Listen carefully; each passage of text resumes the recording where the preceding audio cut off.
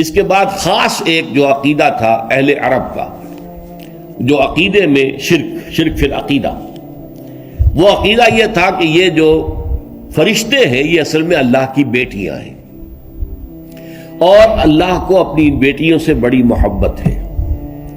یہ بیٹیاں اگر کسی کی سفارش کر دیں تو بیڑا پار ہو جائے گا۔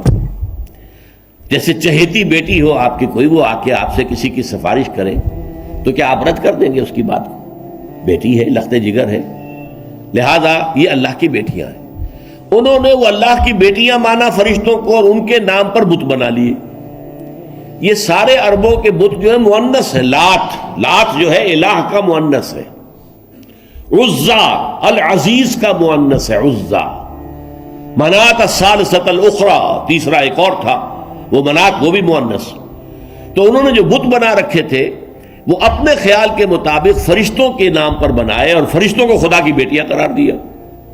اور جو فرشتے خدا کی بیٹیاں ہیں اور ان کو ہم انووک کرتے ہیں ان کے ان بتوں کے ذریعے سے، ان کے جب ہم سجدہ کرتے ہیں، ان کو چومتے ہیں، چاٹتے ہیں، انہیں دھوتے ہیں، ان کا دھون پیتے ہیں، تو پھر کیا ہوتا ہے کہ وہ خوش ہو جاتی ہے، وہ بیٹیاں اللہ کی، وہ سفارش کر دیں گی، بیڑا پار ہو جائے گا۔ تو یہاں پر اب طنز کا انداز قرآن نے اختیار کیا ہے۔ تم ذرا سوچو، تم نے اللہ کو الاٹ بھی کی تو بیٹیاں، تمہیں اپنے لیے تو بیٹیاں پسند نہیں ہیں۔ عرب میں تو آپ کو معلوم ہے کہ اکثر و بیشتر جو ہے بیٹیوں کو زندہ درگور دفن کر دیتے تھے۔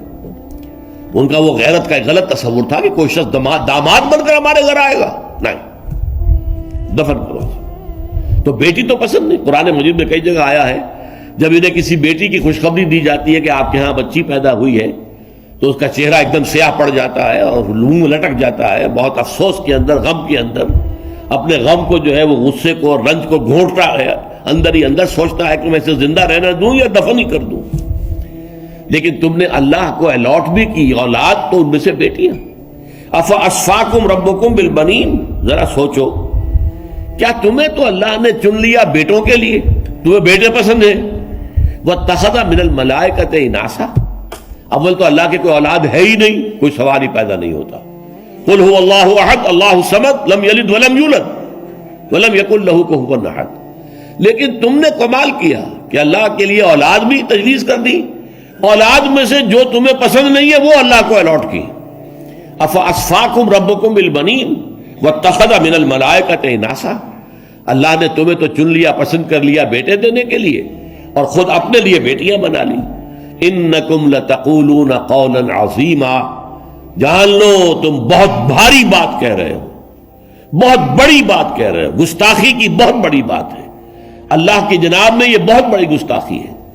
اس کا سب سے اونچا مقام جو قرآن مجید میں وہ سورہ مریم ہے، یہ سورہ بنی اسرائیل ہے، پھر سورہ کہف، پھر سورہ مریم۔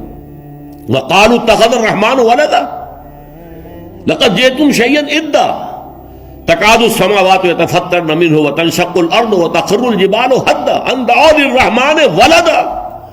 انہوں نے کہا کہ رحمان نے اپنے لیے کوئی بیٹا یا بیٹی بنا دی۔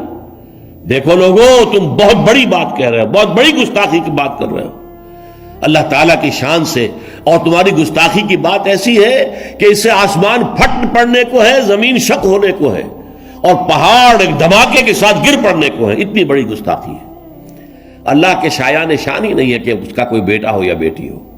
تو وہ مقام جو ہے ذروۂ ثنا میں پورے قرآن مجید میں اس خاص قسم کے شرک کے اوپر اللہ کا غضب جس طرح ظاہر ہوتا ہے وہ سب سے زیادہ نمایاں وہاں۔ بہرحال اس پر انکم لتقولون قولا عظیما، یہ دو رکوع ختم ہوئے، اور اس پر ہمارا جو اس منتخب نصاب کا جو تیسرا حصہ چل رہا تھا، اس تیسرے حصے کا یہ درس جو ہے ختم ہو رہا ہے۔ اب اس میں ایک درس باقی رہ گیا ہے، یعنی عمل صالح کی وضاحت میں سب سے پہلے انفرادی شخصیت، پھر عائلی زندگی، پھر معاشرتی زندگی، پھر ریاست اور حکومت، ملی زندگی، اس کے لیے اصول کیا ہے۔ اس کے لیے جامع ترین سورت قرآن مجید کے اندر سورہ حجرات ہے، تو ہمارا اگلا درس جو ہے انشاءاللہ سورہ حجرات کا ہوگا۔ بارک اللہ لی ولکم فی القرآن العظیم ونفعنی وإیاکم بالآیات والذکر الحکیم۔